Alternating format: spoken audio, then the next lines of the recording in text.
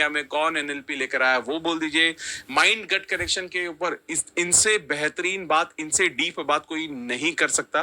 तो इनका बहुत बहुत स्वागत है। राम सर, आपका बहुत बहुत स्वागत है sir. Thank you Amit ji, thank you very much and नमस्कार दोस्तों। सर मैं बहुत खुश हूँ। पहला हमने पॉडकास्ट लॉ ऑफ अट्रैक्शन पे किया था। हाँ, और मुझे ऐसा लगता है कि थोड़ा माइंड गट कनेक्शन के बारे में थोड़ी बात की थी हमने वहां पर। हाँ। और सच में उस पॉडकास्ट को सर बहुत प्यार मिला। 8-9 लाख व्यूज है, शायद मेरे ख्याल से 1 मिलियन पहुंचने वाले हैं उसके जल्दी से। और मैं ये मानता हूं कि शायद ये जो टॉपिक है ये इसकी बहुत ज्यादा लोगों को जरूरत है। बिकॉज ये हमारी, चाहे हमारी मेंटल हेल्थ हो, फिजिकल हेल्थ हो, हर चीज से जुड़ा हुआ है ये टॉपिक।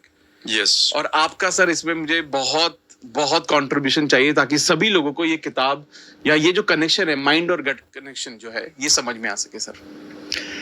देखिए, ये एक कोइंसिडेंस नहीं है, बल्कि मैं ये कहूँगा ये भी किसी ने हमें अट्रैक्ट किया है इस चीज के लिए। हम तो ये मानते हैं हर बार कि everything happens for a purpose, और ये पॉडकास्ट जो आप कर रहे हैं या आप सोसाइटी के लिए इतना बड़ा काम कर रहे हैं, इसके लिए सबसे पहले तो मैं सैल्यूट करता हूँ कि आप इतनी एनर्जी दे रहे हैं, लोगों को इतना प्यार मिलता है आपकी बातों से।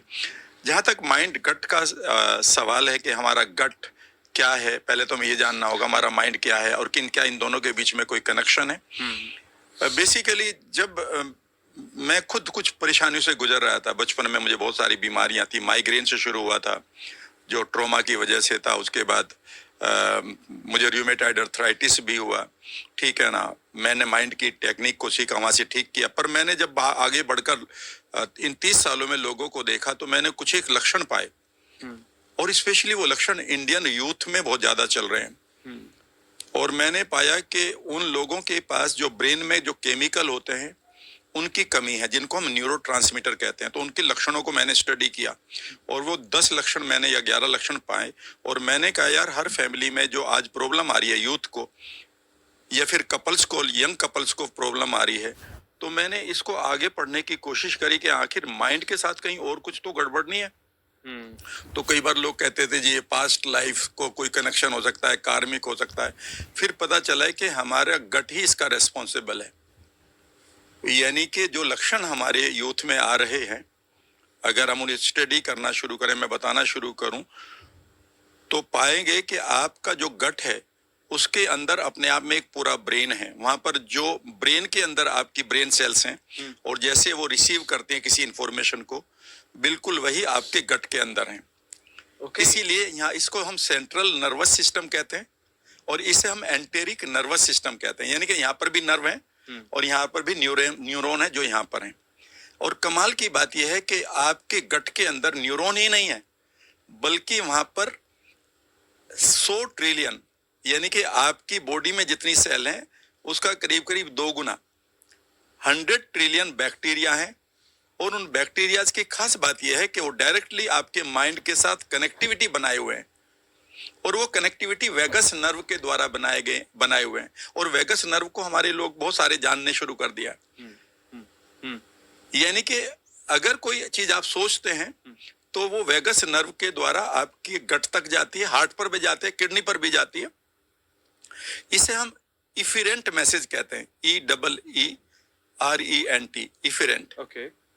और जब हमारा गट से या बॉडी से जो इंफॉर्मेशन हमें जाती है, मान लेते हैं आपने कुछ भी खाया और वो आपकी गट को पसंद नहीं आया, ठीक है ना। आपकी जीभ को पसंद आया, आपने शुगर खाई, जीभ को पसंद आई, ठीक है ना। लेकिन आपके गट बैक्टीरिया ने उसको लाइक नहीं किया। इमीडिएटली वो इसी वेगस नर्व के द्वारा वापस मैसेज भेजेगा आपके माइंड को, जिसे हम एफेरेंट मैसेज कहते हैं, AFFERENT। इधर से इफिरेंट है, इधर से एफेरेंट है। क्या आप जानते हैं कि जो वेगस नर्व है, जिसके ऊपर अभी ऋषि मुनि बहुत पहले काम कर चुके हैं, अभी बहुत कई लोग बोलते हैं इसके ऊपर, मैंने इसको भी बहुत स्टडी किया, किसी अलग बात उस पर करेंगे। आपका जो वेगस नर्व है, यानी कि वहां पर न्यूरॉन है, वहां पर केमिकल्स ट्रेवल करते हैं। थॉट को हम जब केमिकल्स में बदल देते हैं तो हम उसको न्यूरोट्रांसमीटर कहते हैं। न्यूरॉन्स में, यानी कि नर्वस सिस्टम में वो कन्वर्ट हो जाते हैं। आप 80% जो वेगस नर्व है वो बॉडी की इंफॉर्मेशन माइंड को देती है, और बॉडी में अगर जरा सा भी कुछ अनवांटेड चीज है तो आपके माइंड को डिस्टर्ब कर देता है, और माइंड फिर उसको दोबारा मैसेज भेजता है कि वी आर नॉट ओके, और एक कनेक्शन बन जाता है कि या तो आप माइंड से दुखी हैं तो आपका गट खराब होगा, और गट से दुखी है तो माइंड खराब होगा। 100% होगा, 100% होगा। अगर मैं आपको उन लक्षणों की बात करूं अमित, तो मैं अपने यूथ को बता रहा हूं। नंबर 1, शुगर क्रेविंग जब भी आपको ज्यादा हो रही है, समझ लीजिएगा कि आपके पेट के अंदर जो बेहतर गट बैक्टीरिया थे उनकी कमी हो गई है, और इसे हम डायबोसिस कहते हैं, यानी कि सिम्बियोसिस का उल्टा।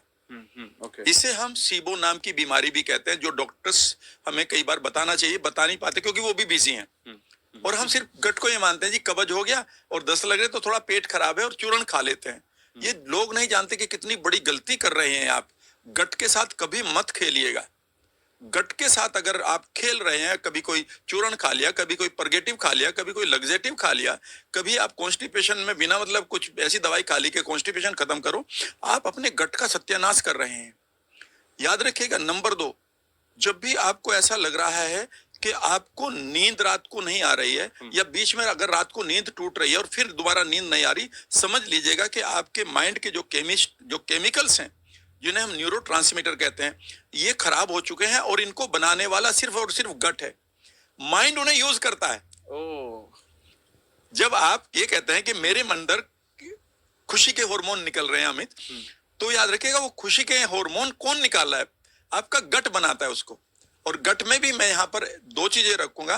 पेट के बाद, यानी कि जब पेट शुरू होता है वहां पर हमारा HCl की कमी गड़बड़ करती है, उसके बाद छोटी आंत है और वो बड़ी आंत है। और बड़ी आंत जिसको हम रियली में गट बैक्टीरिया जहां पर रहते हैं, आपके पास डू यू नो कि आप करीब करीब 1.5 किलो जो है सिर्फ बैक्टीरिया है आपकी बड़ी आंत में। अगर हम उनको खत्म कर देंगे तो लाइफ ही खत्म हो जाएगी, लेकिन आप एकदम से 1.5 किलो वजन कम कर लेंगे। कभी हमने इन गट बैक्टीरिया के ऊपर काम ही नहीं करा।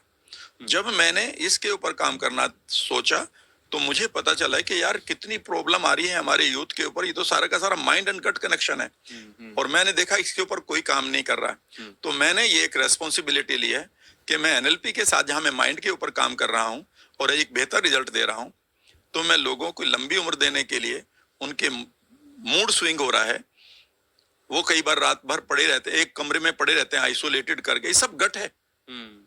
याद रखिएगा, ये सब गट है। उनकी डिजायर खत्म हो रही है अपने काम के लिए, रिश्तों के लिए। वो पूरी तरह से एक डुअल पर्सनालिटी में कई बार जी रहे हैं, डिप्रेशन की तरफ जी रहे हैं। याद रखिएगा, ये सारा का सारा गट प्रॉब्लम है जो माइंड के साथ जुड़ा हुआ है। My God.